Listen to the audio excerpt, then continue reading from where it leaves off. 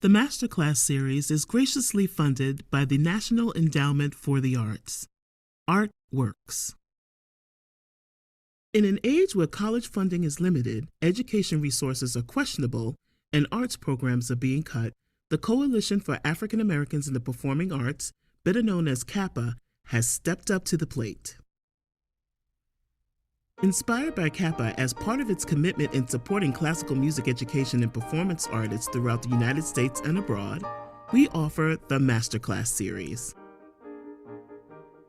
CAAPA marries serious music students with acclaimed music masters of color, targeting historically Black colleges and universities, or HBCUs, high school performing arts schools, and music conservatories, including the universities of Alabama State, Clark Atlanta, Fisk, Hampton, Howard, Lane College, Morgan State, North Carolina Central, Spelman College, Virginia State, and Xavier University of Louisiana.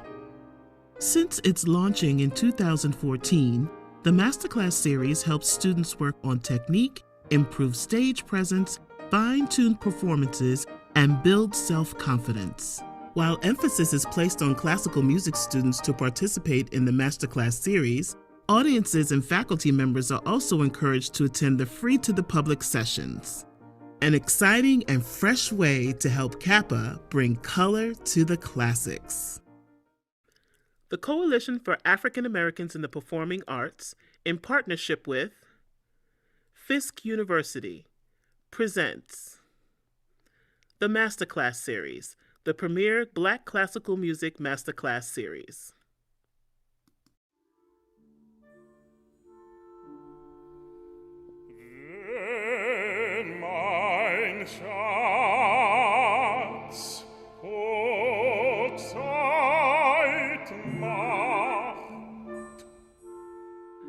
Gordon Hawkins is critically acclaimed throughout the world for his in-depth interpretations and lush baritone voice.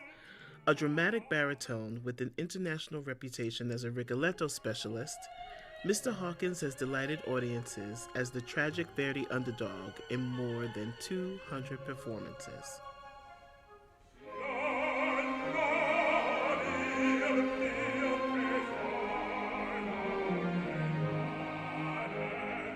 This season, Mr. Hawkins performs the role of the Reverend in Janine Tesori and Tazewell Thompson's Blue. As the Reverend, Gordon Hawkins brings a wealth of experience to bear, along with a penetrating poised baritone of uncommon power and malleability, said Opera Today. One of his signature roles, Porgy, in Gershwin's Porgy and Bess, has brought him to some of the most esteemed opera companies in the world, including Seattle, Dallas, Toledo, the Lyric Opera of Chicago, Washington National Opera, and Michigan Opera Theater.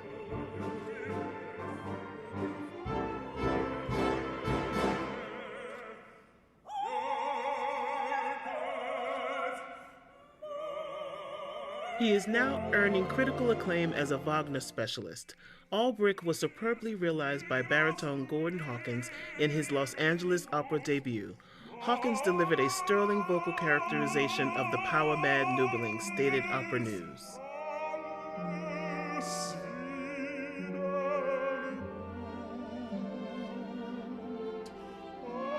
Mr. Hawkins was a winner of the Metropolitan Opera National Council auditions and the Luciano Pavarotti International Vocal Competition, and was awarded the Washington National Opera's Artist of the Year Award. Facilitating today's masterclass is baritone Gordon Hawkins.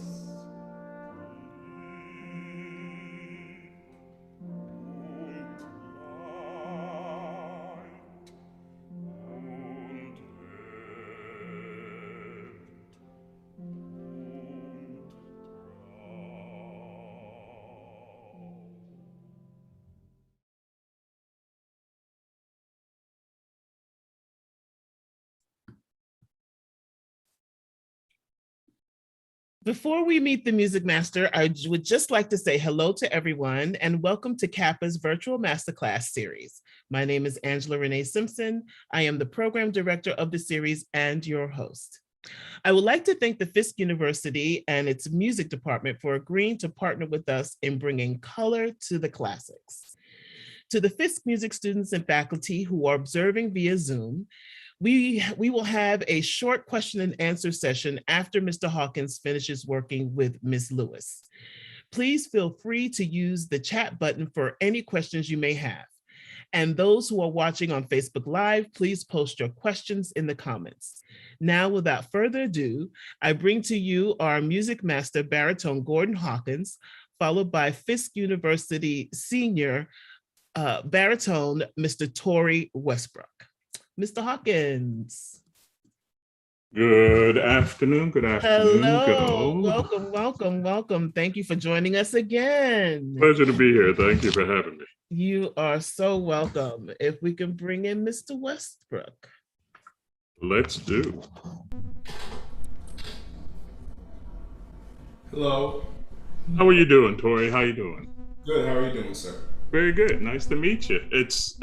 This is the world today. Sometimes you meet people on your computer screen. So hopefully this will just be an intro and we'll get to do it in person at some point in time. But for now, this will have to do. Yes, sir. So, Tory, what are you going to do today? Today I will be performing Erlkönig composed by Franz Schubert. Okay. Just out of curiosity, you know who wrote the poem? I do not. Okay. Well, you go back and check that out. But I believe it's Goethe.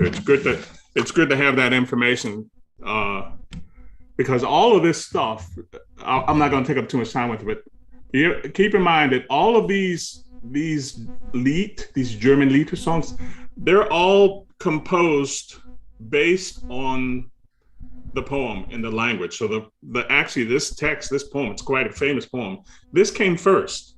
So it would be good for you to understand that along with singing and presenting your wonderful instrument, you want to be presenting the impact of this text and the impact of this poem. Yes, sir. Okay.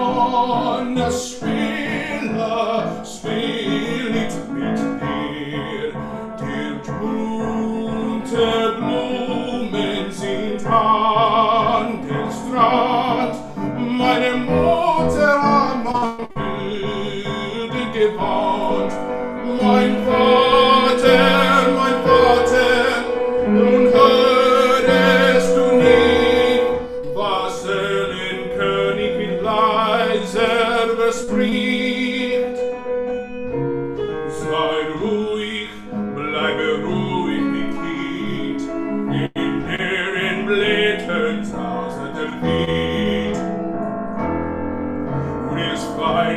na, wenn du mit mir gein, meine Tochter soll ein Guten schon, meine Tochter führen nach liegen rein, weil wiegen und tanzen und singen dich ein, sie wiegen und tanzen und singen dich ein.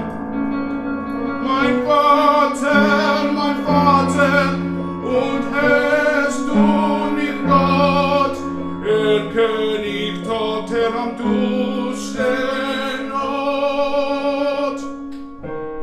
Mein Sohn, ich seh es genau, es scheint du harten Willen so grau.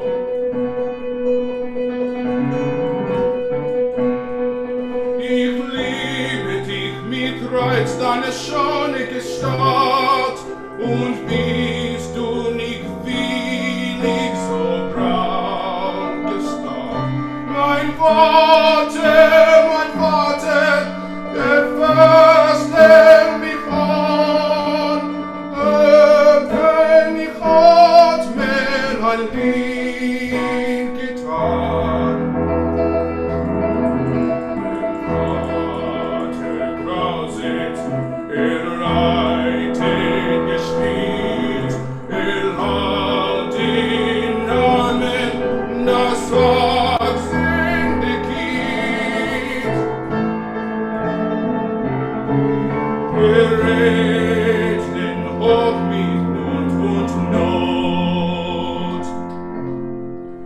In seinen Armen das Kind, gar tot.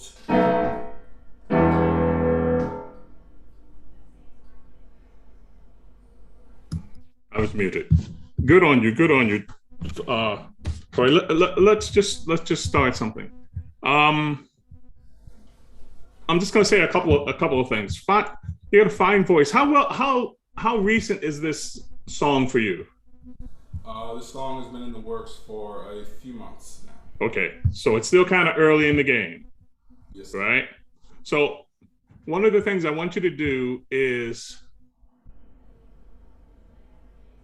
just as an exercise, we're not going to do it now, but one of the things you can do, and I advise doing, particularly when it comes to art song that has a good deal of text that you have to disseminate a lot of the information and authority and power through, take this text off of that piano vocal score and just find it as a poem. Yes, sir. So that you can just speak it. So, I mean, the music is going to come relatively easy. I mean, in the sense that it's in your ear, right? You're a musician, you're a singer, you can hear the tune. What's not so easy is to hear the lyricism in the text. Yes, sir. And one of the problems that I find, for me personally, we just met, so I'm not going to speak for you. But one of the issues I have is being reminded that the text has its own lyricism. Yes, that's correct. Right? So if, for example, I'm just looking at it as a poem, I'm not looking at it as how the music and the text coincide.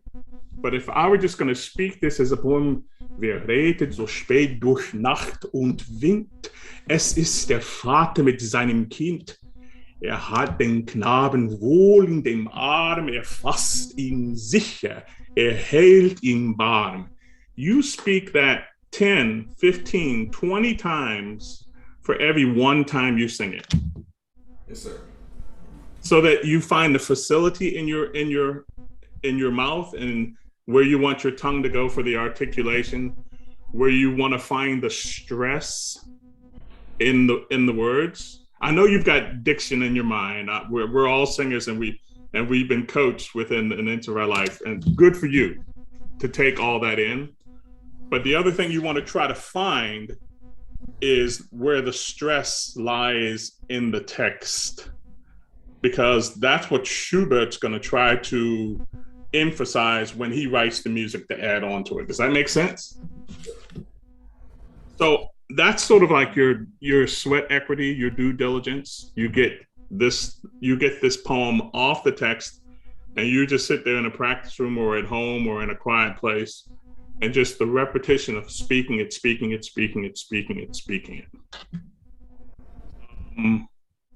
What is the one thing that strikes you about this song that you find? Well, let me just ask you, why did you choose this song? I believe I heard it one time, and I love the piano emphasis on the kind of story of the Erlkönig and how he's riding the horse, and I love that articulation that the piano does with the kind of triplets beginning. So that the energy in it. Yes, sir. Okay, so if we're just going to look at, there's a couple things I want to do vocally, but we can get back to it. And maybe, Angela, you can remind me that we have a little time, just a couple of minutes with that. Absolutely.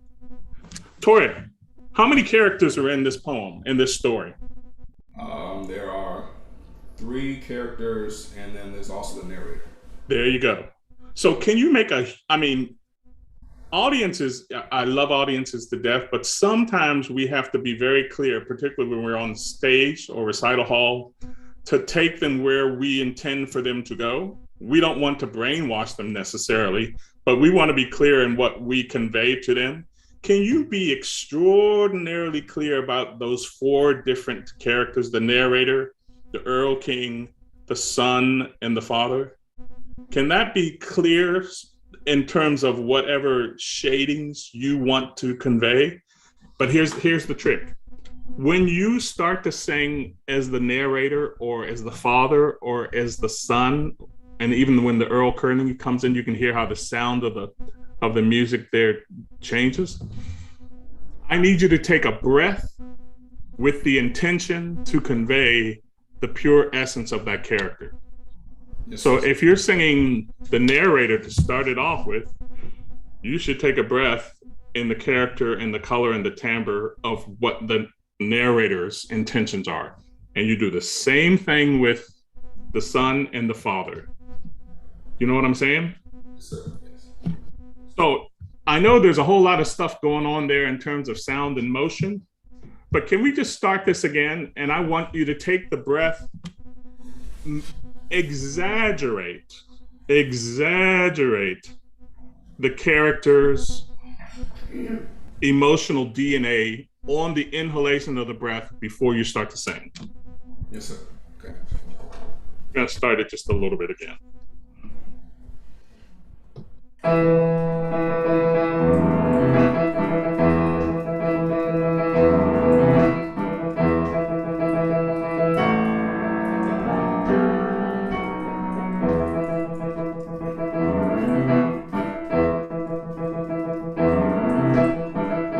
Full of a story. You're the storyteller.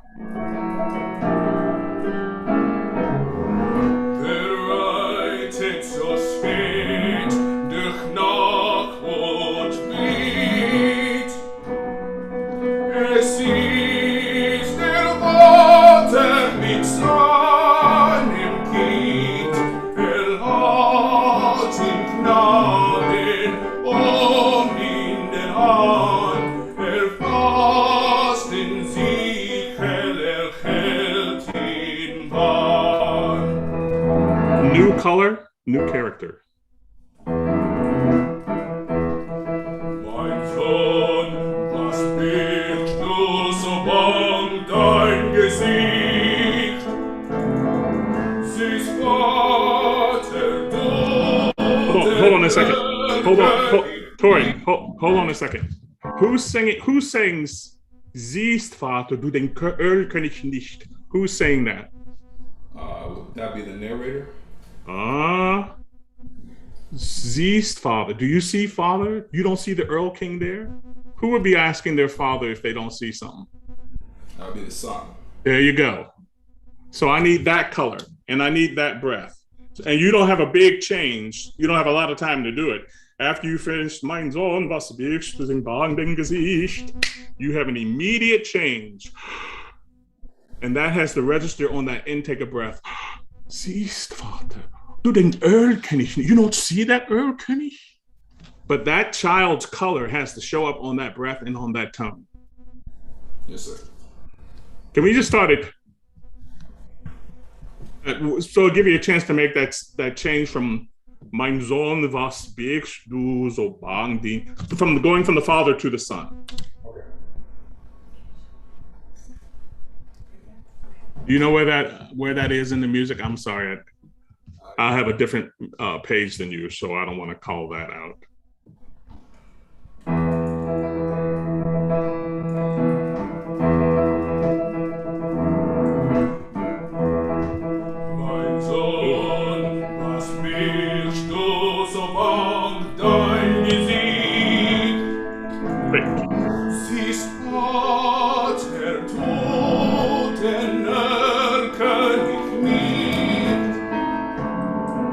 Den Erlkönig mit Kron und Schweif.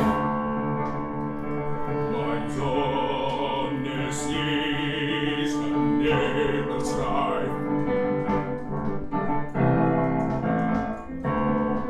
Du liebes Kind, komm her. Okay, I like that. I like that effort. It's the father, I'm not sorry, the Earl King and the son. There has to be a different timbre. I think you were sort of there, but I'd like you to go further with it. Yes, sir. Paint. Your voice is your voice, but your imagination is limitless. I need you pulling more colors out. We need 4 vivid colors, and they need to show up on the breath, and they need to show up on the tone, and the quality and the intention of what you want to say. Go too far. I want to get to something before I let you go, so you'll forgive me if I cut away from this interpretation for 1 second. Tory, how much time do you have left? I'm sorry, Angela. You have 9 minutes. All right, I want you to do something for me. Is there a chair there? Yes, sir. Correct. Okay, we're on first name basis now. We know each other. You can loosen your jacket, loosen that button. I want you seated in that chair. Okay. And I don't know if you can position the camera a little bit so I can see you, but if not, it doesn't matter. But I want you seated. There you go. That's fine. All right. I want you to lay your legs straight out and cross your ankles so that it's as if you're squeezing a tennis ball between your knees. Okay. Off the ground. You're going to hold it like a plank. All right? Maintaining that position, maintaining that strength in your core and in your legs and in your base. I want you to start singing this thing. Let's start right off on a couple of measures before you come in on with the narrator. Those legs are going to be straight off the ground, and you're going to feel the strength in them. And you're not going to let them loose until you are notified otherwise. Yes, sir.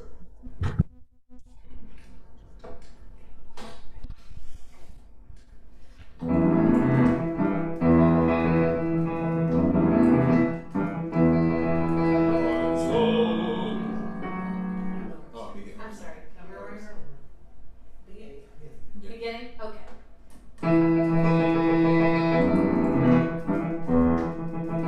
Strong in the legs, Tory. Strong.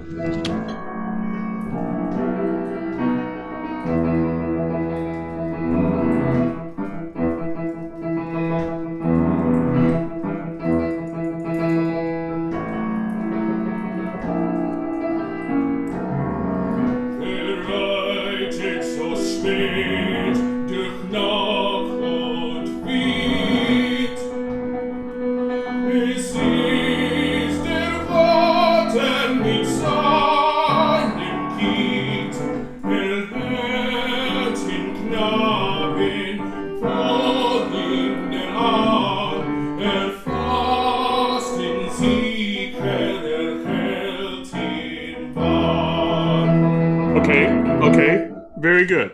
I want to keep that. I want to keep that strong base. Like where you're sitting, Everything underneath it is like legs on a piano. It is strong. That would be all the athlete that you want to be there and down. From your waist up, I want it just to be the most expanded, elastic, comfortable balloon you can think of. And your only function above the waist is not to collapse before you finish the phrase. Stay noble, stay regal, stay expanded, stay easy, cover more space. But I need that strength in the legs and below. Yes, sir. Can we start? We don't need all of the introduction if you don't mind, because we're just a little short on time. But let's just start right in where you're coming in. Give yourself a couple of measures. Okay. 2 measures. Okay. All right. I'm trusting you that you still have those legs in that plank position, right? Yes, sir. All right.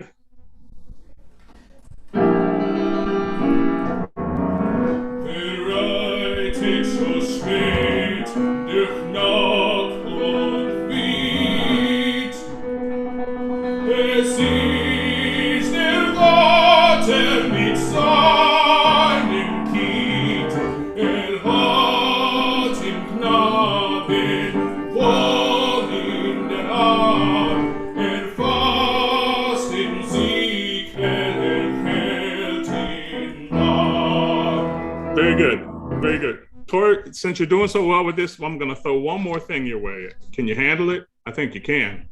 Yes, sir. You've got the legs in that plank position that's strong. You have a sense that your upper torso is a little bit more elastic, expanded. It's not going to collapse in on yourself. No, sir. I'm sorry? I said no, sir. I'm good. Okay. All right. When you're in this position, there's only one mental thing I want you to think of. When your legs are engaged like this, and we have a nice bass platform to serve that sound up on, you can feel how your breath moves a little bit differently when you have the strength in your legs like this than if they were just relaxed. Yes, sir. So while you're maintaining that and while you're engaged in that fashion, Tory, you should know that air is moving through you. You don't have to help it as long as you're in this activated position. What I want you to think is that you're not going to drive air up and out of you. You're just going to release sound and vibrations forward. Just release. Don't push anything. Your strength, your engagement, your activation is sufficient enough. What we want is to be able to convert that airflow, that plugged in electric current of yours, into a released sound, a released vibration that is continuous. Yes, sir. So what's coming out of your mouth is something that's not pushed, shoved, or forced. It's something that's released, and it's engaged on this platform that's activated. Try the same thing again.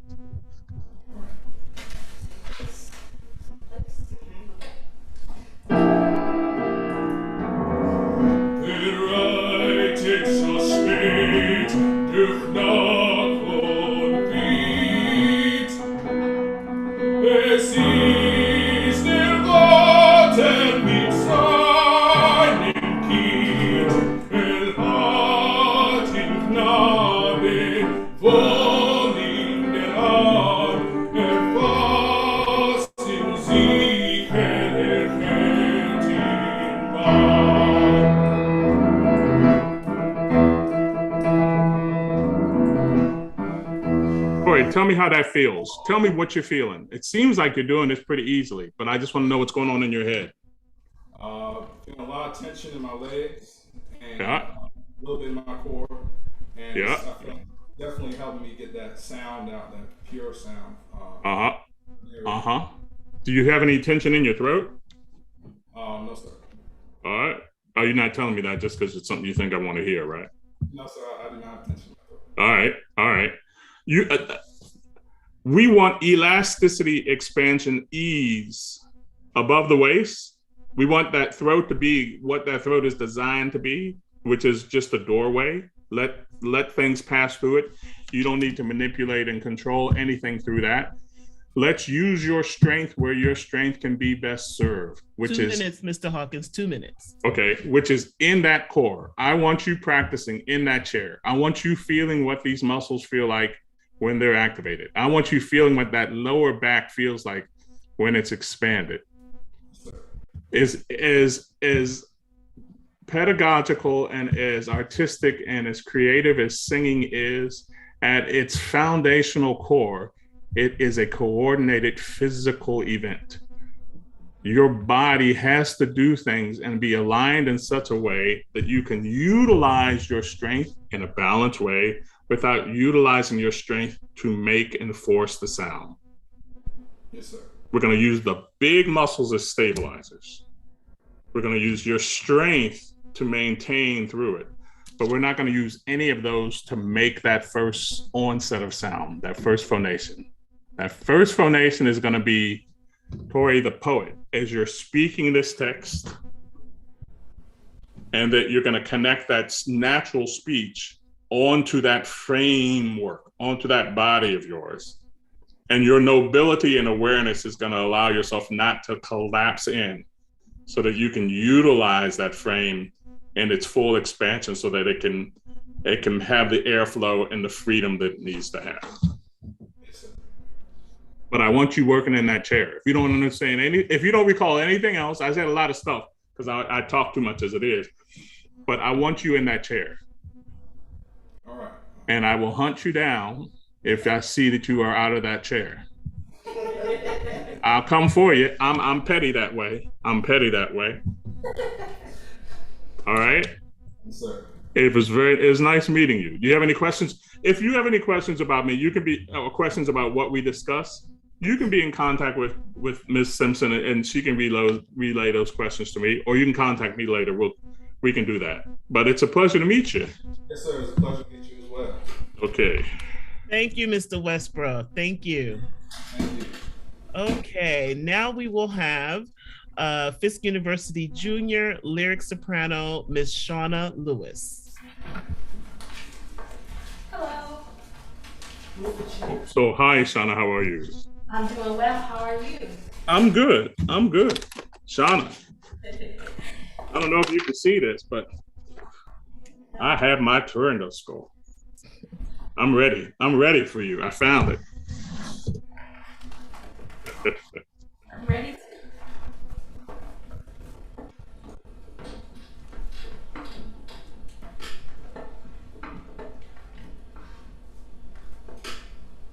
Today, hello, my name is Shawna Lewis, and I will be performing Signore Ascolta, composed by Giacomo Puccini. Signore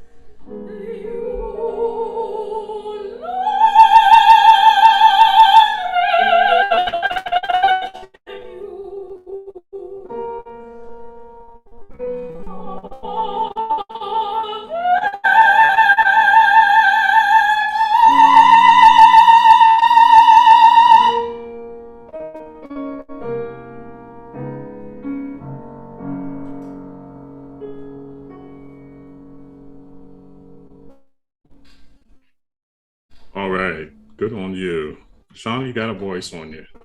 Both of y'all. Listen, I'm tempted to just jump right on. What would you like me to help you with today? There's some things that that I will say, but just with this limited time, you tell me how I can be of service to you. What is the thing about this aria that appeals to you? What's this thing about this aria that scares you to death, if anything? You don't look too frightened, so I'm not worried about that. But what is it you'd specifically like me to help you with?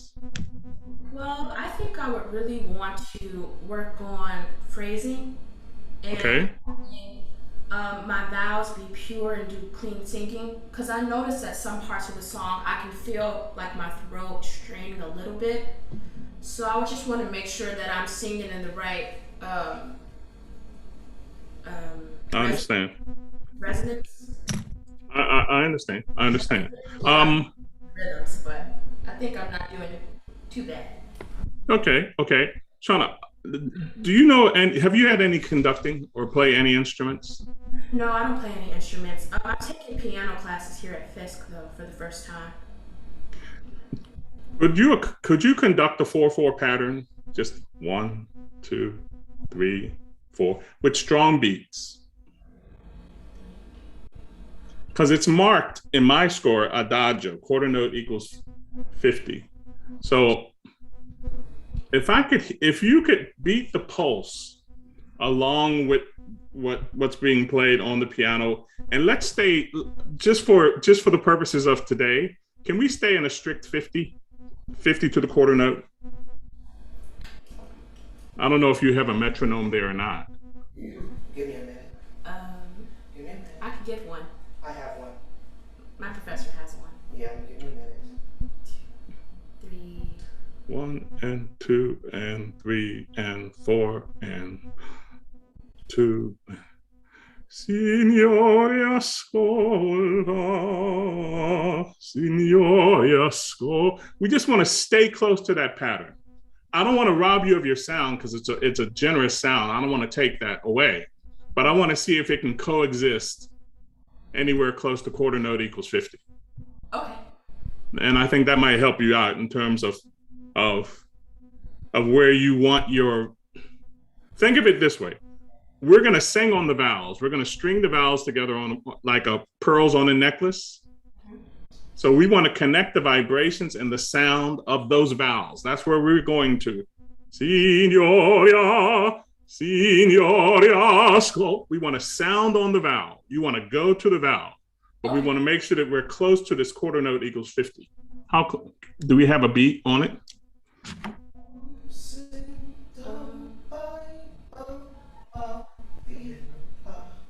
Yeah, both of our metronomes are. The metronomes are acting funny, but Okay. But we got you. That's about 50 because I'm close to 60 right there. I think I got it though. So that's the quarter note now, right? So it's 1 and 2 and 3. Signore ascolta. 1. Signore ascolta. 4.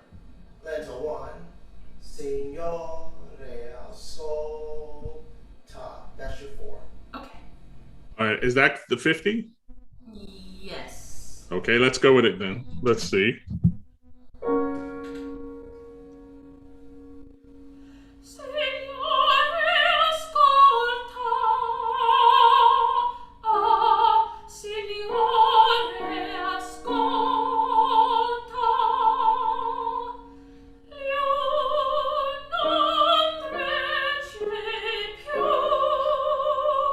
Okay, that's good. We're good. Shawna, I don't want any space, any separation, any detachment as you go from one vowel to the next. So this is what we're going to do. You know that chair that Tory was sitting in? Yes. Can you pull that prop up? Yes. The balls of this chair is blocking the view, so you would have to probably push the chair all the way back. Yeah. Shawna, it's important that you know when you're in plank position and your legs are activated in this manner, for all intent and purposes, physically, I'm not talking about artistically and musically, but physically, for all intent and purposes, when you are activated in your lower body like that, that will create enough of a floor, enough of a base for you to be able to feed continuously a nice, even airflow. So as long as you're activated and you remain expanded and elastically expanded above the waist, don't worry about breath anymore. Okay. Worry about connecting these vowels so that nothing separates. No separation. Strong legs.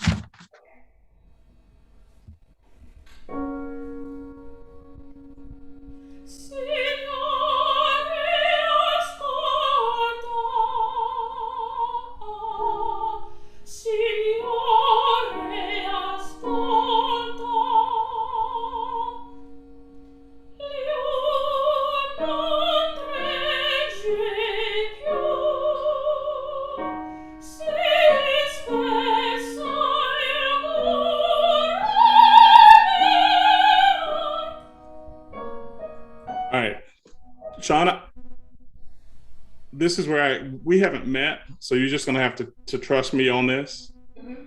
When you're plugged in, I'm using the word plugged in, with your core and with your legs in this fashion, we get a nice, even airflow, and your sound surfs right alongside that, right on top of it. That's exactly what I want. So, anytime you feel a phrase move to a higher note, or anytime you feel that you have to do something more physical in order to like prepare for that A flat turn, yes, I want you to lean down to where your legs are. Lean down to that plank. Don't think about, no. It's almost like your upper torso is gonna sort of like, the elevator door is gonna come down towards right on top of your lap, right on top of your hips, right on top of your thighs, on your glutes. You're gonna let that floor in an expanded, elastic way. You're gonna allow for that floor to feel like it's leaning down, not pushing, shoving, no, just leaning down. Okay. And let that action create the note. So let's start again on, or you can start in the beginning if you want. That's a bad place to start.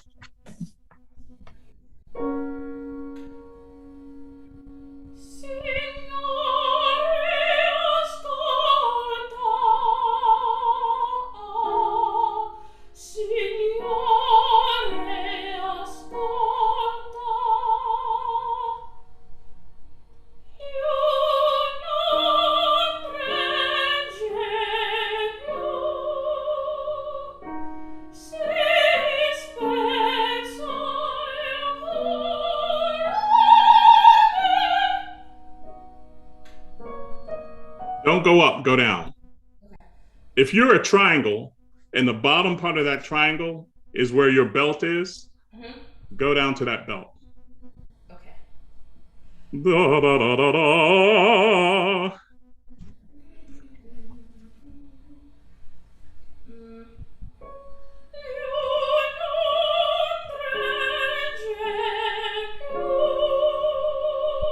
Keep going.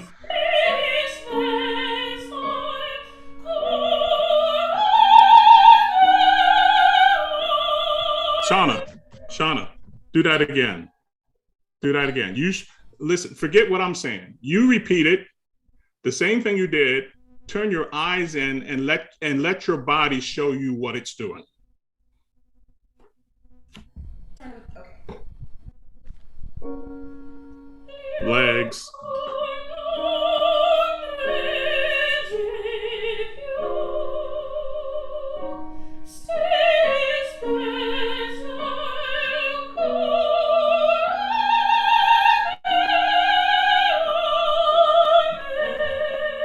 Don't collapse up top. Keep going. Don't collapse up top. Do the same action. Just be regal. Be regal. It's a stage. Be regal.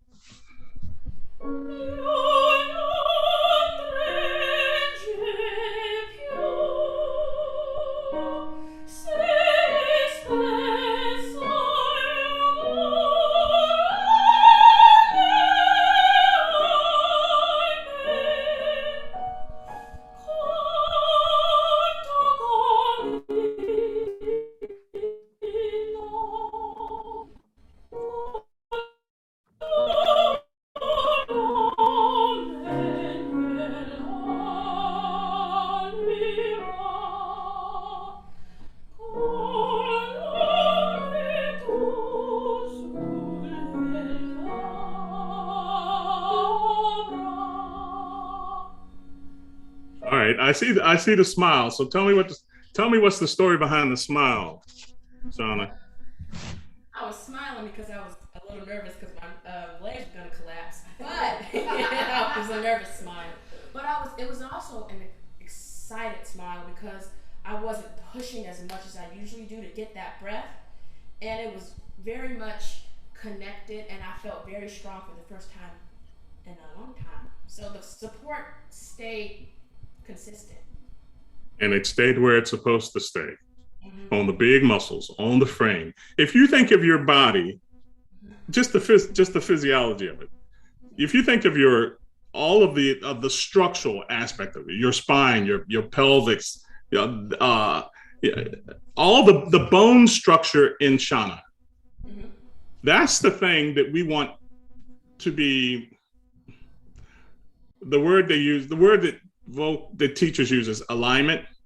What I want to use is, I'm going to tweak that word a little bit and call it scaffolding. The vocal building that you are using, that you're trying to erect, is based on that scaffolding. It's based on that bone. So we want to be in a position where we can feel contact with that, not only in ourselves, but rooted down through that seat, rooted down through that floor. Feel your scaffolding, and along with this scaffolding, what we're going to do is activate our muscles, activate the things that can move, so that we maintain that scaffolding from collapsing on itself. That's all we're doing. Okay. So, but the thing that, the counterintuitive thing is, the vibration center, the action, the strength is a sense of expansion down as opposed to shoving up. Oh, okay. Because when you're activated, Shawna, the air is going to move. We have the big muscles in an expanded, engaged way where they're going to be able to lean into the lungs. We're going to be able to utilize the diaphragm and the resistance, all those pedagogical things that I don't want to waste more time on. But it's important that structurally, you have to be engaged in this fashion and maintain that engagement so that you can allow your tone to release. Release. Okay. Can we go on right from there? Just pick up right where we started off. Okay. Just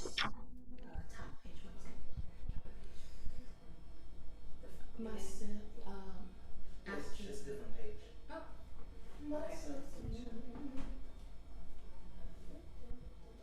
Okay, thank you.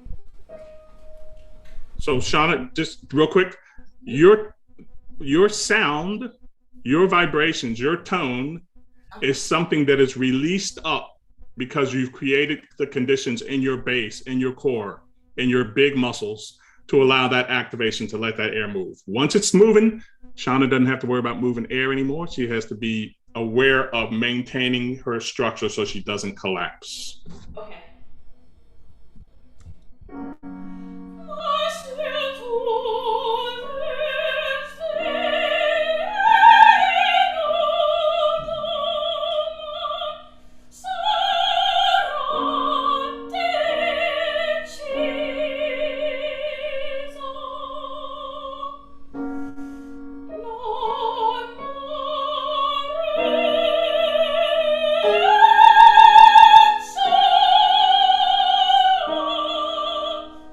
What direction does that A flat go? Up or down? In your body. Down. Yes, ma'am. Supposed to go down. Okay. Okay, well, let's lean it down then. Let's lean down. The Italians have a wonderful word, appoggiare, lean. It's not spingere, it's not push. We're not pushing. We're leaning down. We're being all our regal self. We're occupying that gravity, that space.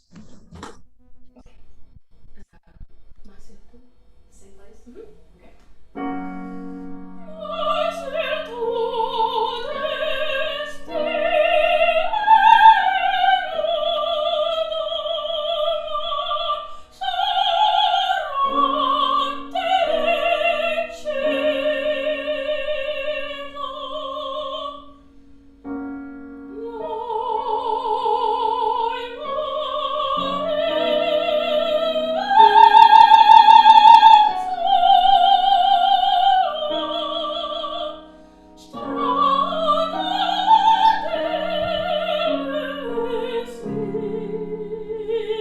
Shauna, that's good. You can trust yourself. You really can trust yourself that your frame and the muscles and your core can be a lot more active. Okay. They can be as active as you want it to be. You can't be too much in that. In terms of activity, elasticity, strength, movement, all of those things. We want the big muscles doing it so that those little ligaments and the little attachments and the cricothyroid process and the arytenoids and the tilt and all that stuff, which are very small in comparison to your frame, we want them relaxed. Oh, okay. We just want them relaxed. Like if you took your palm, your hand, and rested it on the side of your throat, and that the meaty, fleshy part of your thumb just rests gently on your chin, they should just be thinking, I'm ready to go to Chipotle. I'm ready to sit in the hammock. That's what they want to feel throughout. But we're going to let those big muscles, strong core legs, right there. Let's start right there. Don't even think. Let your body show you what it wants to do.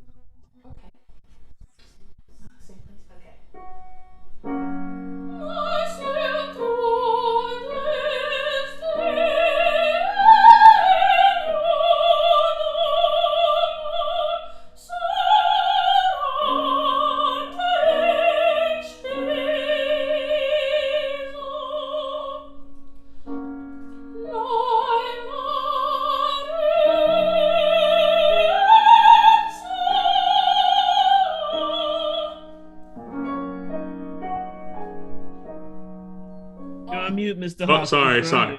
And you have 5 minutes. Trust your body. Okay.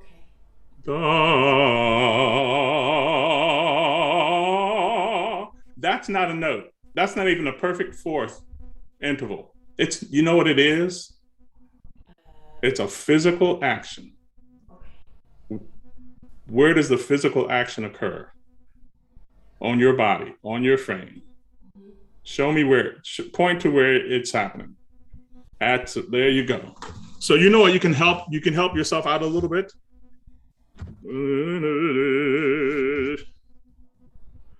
Before, as you take the breath, the last sound that you're on, your last phonation before you release and take the breath to go to the next phrase, on that last phonation, I want you to think expansion. Like if I put a hula hoop around you, and that hula hoop was about 1 inch too big, I want you to allow yourself elastically, not press, not Schwarzenegger. I want you to allow yourself to expand, to fill up that space as you're sustaining that last note. And then when you take a breath, allow it to come in. I don't want to guide this too much, but allow it to come in beneath that stretch. Okay. Don't be afraid for it to go down that low. Don't hold on to it. Okay. Don't. At which part specifically? I'm sorry? At which part? Which low note were you talking about? Or are you just talking about in general? You're on mute again, Mr. Hawkins. Sorry.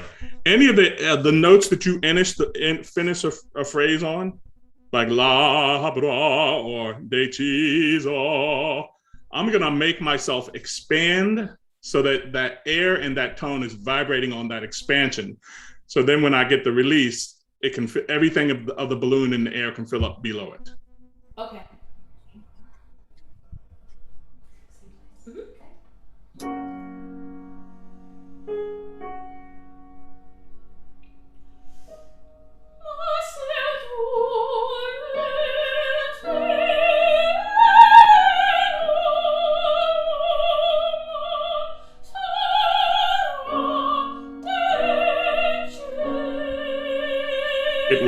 Get wide.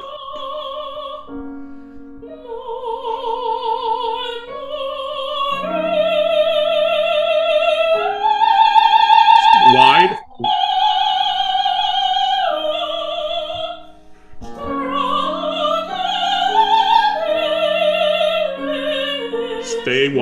Stay wide. Yeah. Big singing. Keep going.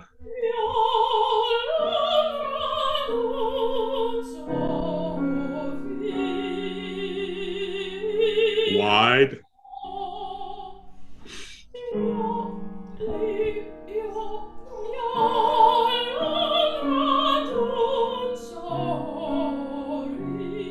Stay wide.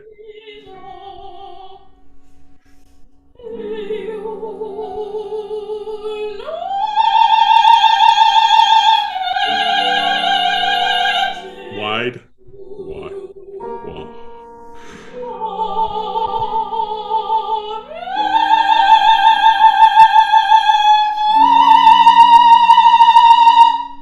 Yes, ma'am. Yes, ma'am. Well, listen. Listen. If it was easy, everybody would do it, Shawna. That's true. Yes, sir. If it was easy, everybody would do it. Yeah, you and Tory are going to be living in a chair for a while. You and Tory are going to be very intimately connected to your body as a vibrating physical athletic instrument.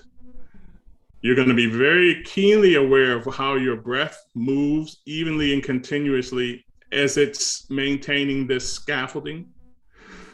And you're going to be keenly aware that your throat is just a doorway. It's a passageway. So you just keep it relaxed, keep your jaw relaxed, and let what passes through pass through. You don't need to help it. You just need to keep your mouth open and allow those tones to be released through that opening while you maintain your structural framework. Okay. Thank you so much. You're very welcome. Pleasure to hear you. Thank you, Miss Lewis. Thank you so much. Thank you. Now comes the question and answer session. So I'm gonna ask a question because this whole chair thing is new to me. Where did that come from? Where did you see that done somewhere, or did you develop that yourself? Or I was 29 years old. I went to Italy. I was sent to Italy. Nah, that sounds. I went to Milan, and I worked with a man who's, I'm sure, is no longer living today, Nino Carta. And Nino Carta was really an old school Italian baritone. I didn't know it until later that at the same time I lived there for about a year. At the same time I was living and working with Nino in Milan, we had 7 lessons. We had 7 lessons a week. I was in the chair for 4 months before he let me stand up. Wow. The other person that was studying at that time was Marcello Giordani. Oh.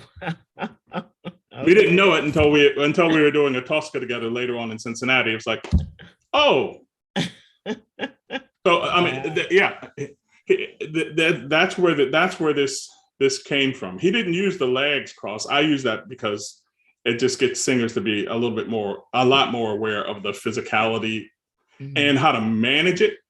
Because if you lock your legs and lock your strength there and you lock your glottis alongside it, then you're in trouble. Right. But if you have the strength there and you can find the breath and release, then you know where that floor is. Right.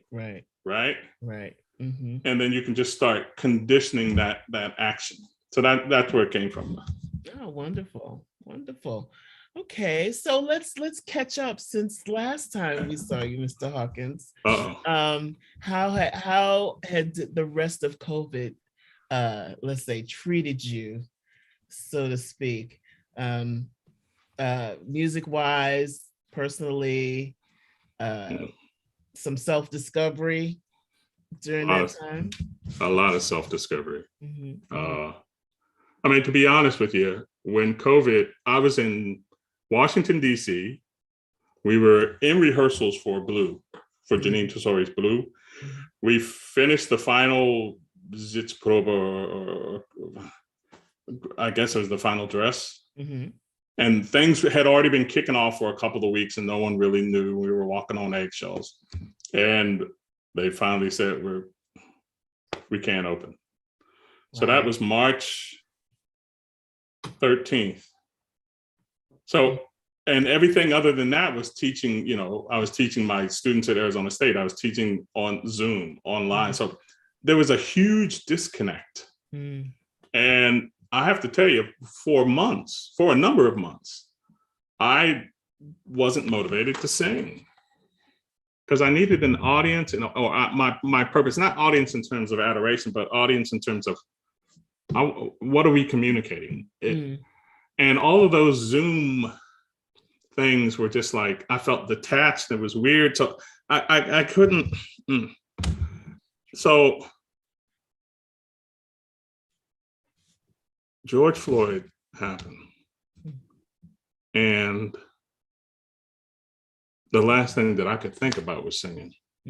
I could think about pain and hurt and frustration and a whole number of things, but celebrating in song just wasn't one of them. Until Brother Lawrence Brownlee got up and posted something on down on two knees. He says, there's a man going around taking names, and he's singing, and it touched me in such a way, because he only sang the first verse.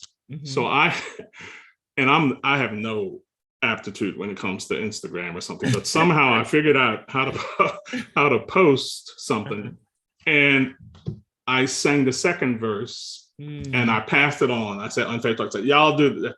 But of course, since I hadn't sung since March, and Larry put that up, I think it was sometime in June or something. So I wasn't in voice, and I started singing. I was like, "Oh, you can't go from couch to spirituals. You need." So I started vocalizing because I didn't want to embarrass myself, and I got my voice. I literally in 2 days. Because Larry had inspired me so much. So I was like, okay. And then Nicole Houston brought the Lift Every Voice, that wonderful. And I got my spirit back about singing, about vibrating as being part of who I am, validating who I am. So yeah, it actually took external forces because at the time I was just kind of funky and out of it. That's the lesson learned to the students out there. You can't go from couch straight to vocalizing. No, you have to keep the instrument up. No, do something every day to keep it together. But see, that when you get older, it's harder to you know. Well, because when you're younger, it's like hey. But I'm telling you, the habit you build, and the voice has muscle memory. You program stuff into that voice incorrectly. You're going to spend a lifetime reprogramming it. Yes, so absolutely. Oh, so let's ask now that you've mentioned that you teach at Arizona State and you have gotten the opportunity to sing with one or two generations coming after you. What do you see on the horizon as far as opera and the next upcoming generations? I see a lot of promise. I really do. And it's not just me, but I think one of the things that's become self-evident. Let me step back. It used to be back when I was this age of the up and comers. The ticket into the opera world in North America, if you were African American, was Porgy and Bess. But now look what we have. Terrence just opened his piece, right? He's got another one on the way. Gene Tesori's Blue. In other words, we have vehicles now. Yes. That were not available to us. That weren't available beforehand. And it's not like these vehicles were written aspirationally to hope that we could find talent to fulfill them. That talent was there. That talent was there in a multitude. So now we have so much talent, so much top tier talent that is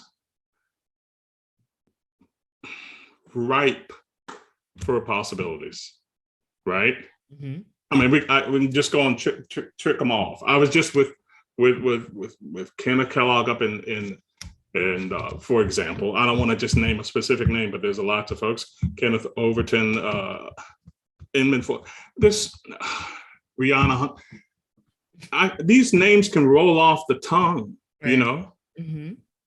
So there's a lot.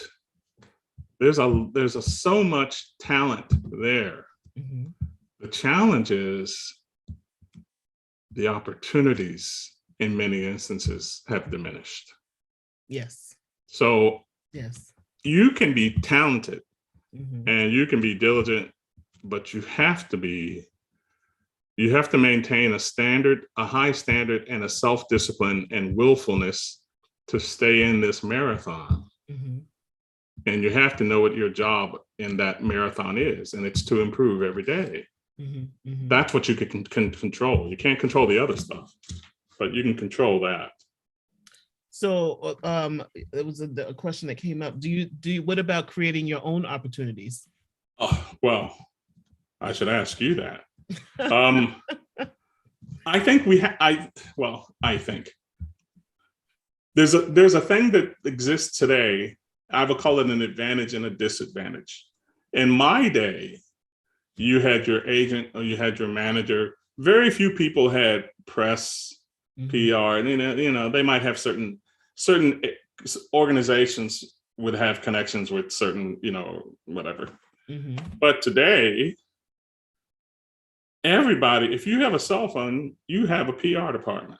If you have an imagination and a willingness not to accept no, and understand that you have a way to not only define your brand, but control your message. Mm. That's something that didn't exist when I was coming up, right? So I don't really know how to do it, mm-hmm. but I know people who know how to do it brilliantly, and they're doing it.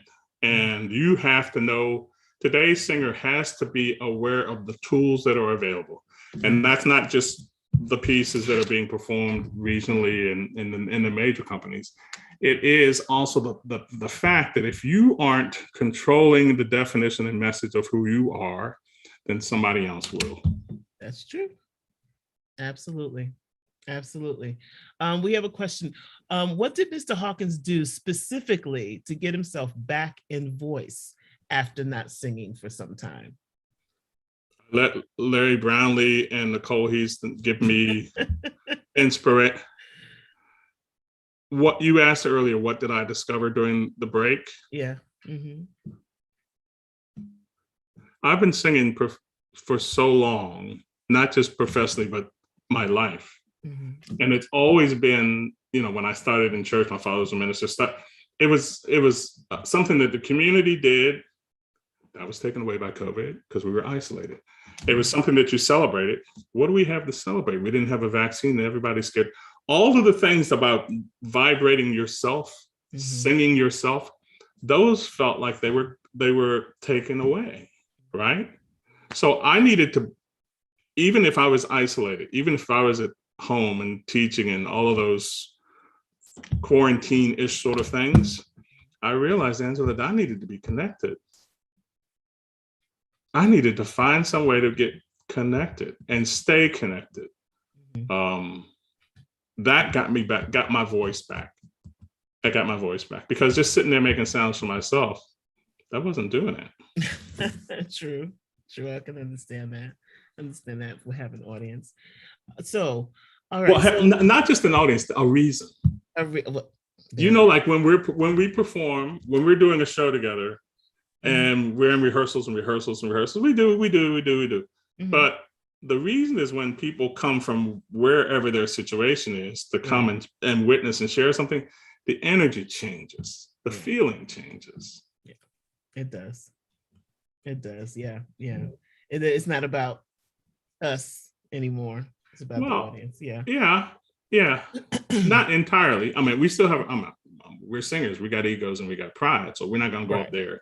Half, just anything. Half. But it does mean the audience is, when it's a full house, it changes everything. Yep. It changes everything. Yep. It sure does. So what kind of advice? Okay, so now things are opening back up. We're hoping they stay open. We're praying that they stay open. What advice do you have for the students? Say, for instance, Mr. Lewis and Ms. Lewis and Mr. Westbrook, who are on the verge of graduating.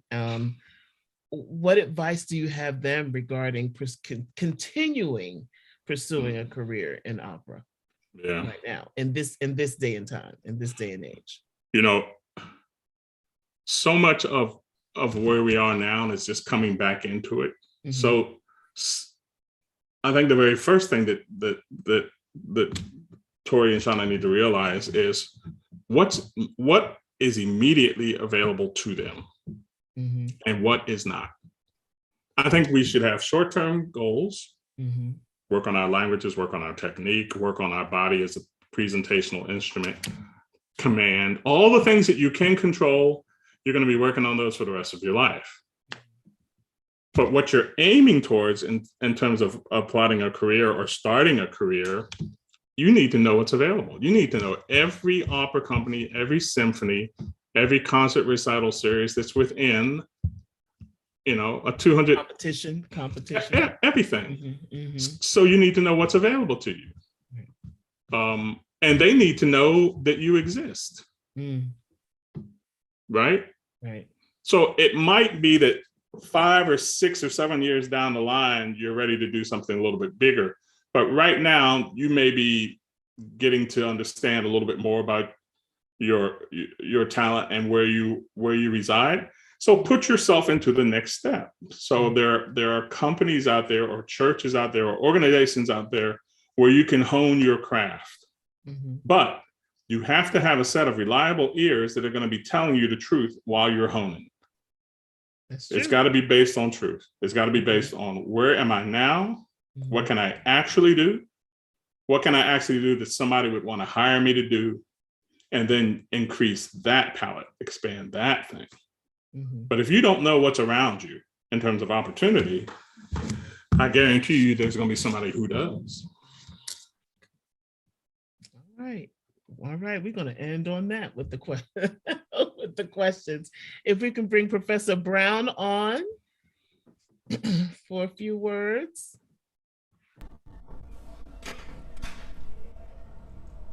Hello, Professor Brown. Hello, how are you guys doing? Good. We're doing good. How are you doing? Thank you so much for this amazing opportunity. Again, we did this last year and so glad we did it again. Both of my students had to leave for classes, but they both left smiling, and that is just wonderful. We're going to use that chair thing. We're going to probably name it, give it a name, give it a pet name. There you go. It works. It works. I was noticing the difference in both of their sound when that was employed. And like Angela, I never heard of that before, but it literally focuses where I've been teaching and where the action has to happen. Mm-hmm. And it's wonderful. I'll be doing that with all of my students. By the way, I always tell my education students, Tory is actually a music ed student. He's not interested in performing per se, but I tell my ed students, you are always performing. Your classroom is your audience, and those kids are the ones who deserve all of your voice, because you never know who's in your classroom. That's right. So that's his. Shawna, of course, wants to go into opera, and we're working with her on that as well. But I thank you, CAAPA. I thank you, Gordon, and everyone who supports all of this. I thank the people who work with me here, Miss Allison Williams. The pianist. Thank you. Thank you for mentioning her name. Thank you. Yes. She grabbed that stuff over the weekend because my normal collaborators couldn't come because everybody's doing all kinds of hustles to try to make it since this COVID time. But thank for them, and thank for Visual Arts Nashville. This is a business of a friend of mine who's also a collaborator, who helped me do this Zoom broadcast to make sure that everything looked well. Please pardon my studio, but it's where I work. That's work. Wonderful. That's where work is. Let work happen where work happens. Absolutely. But as always, Fisk University Music Department, Dr. Paul T. Kwame, our music coordinator, who is also the director of the Fisk Jubilee Singers, celebrating our 150th anniversary, the multi-award-winning, Grammy Award-winning. Yes, congratulations on that. Fabulous. Oh, we are so excited. And on behalf of all of us here, me as Fisk alum, myself, again, thank you all. What you've imparted is so valuable, and I will never forget it, and neither will those two or any other students who will hit that chair. They will never forget it. Thank you. Thank you, Professor Brown. Thank you so much. Goodbye. Mr. Hawkins, do you have any parting words you'd like to relay? The part, other than the fact that what I love doing is sharing what I've learned, because people shared it with me. You never know what causes that thing, because we all move at different rates, right? So you don't know what that light switch moment is. So, but I do feel that I'm part of the people who instructed me, and I feel very much, they talk about paying it forward. It's more than that. It's more than that, because what I see in this young talent is there's so much ripe opportunity. There's so much time to define and create for yourself. Some of the battles that I had to fight coming up through, I can appreciate the will it takes to move through this sort of career, to make this choice to do it. I like being part of those journeys that people willingly take on for themselves. I like facilitating that. That matters. Wonderful. Well, we thank you for joining us. We're so appreciative. And so this concludes our CAAPA's virtual masterclass with Fisk University. I hope everyone enjoyed the performances as well as took away some valuable information from Mr. Hawkins. CAAPA would like to thank Fisk University Department Chair, Dr. Holly Hamby, Professor Gwendolyn Brown, Ms. Lewis, Mr. Westbrook, and last but not least, Mr. Gordon Hawkins. We at CAAPA are grateful to continue to bring you more master classes this fall and winter. So remember to mark us in your calendars every Wednesday through mid-December. If you are interested in having the CAAPA Virtual Masterclass Series partner with your organization, please stay and watch our exit video, which will have our contact information. Thank you for joining us and have a wonderful day. God bless.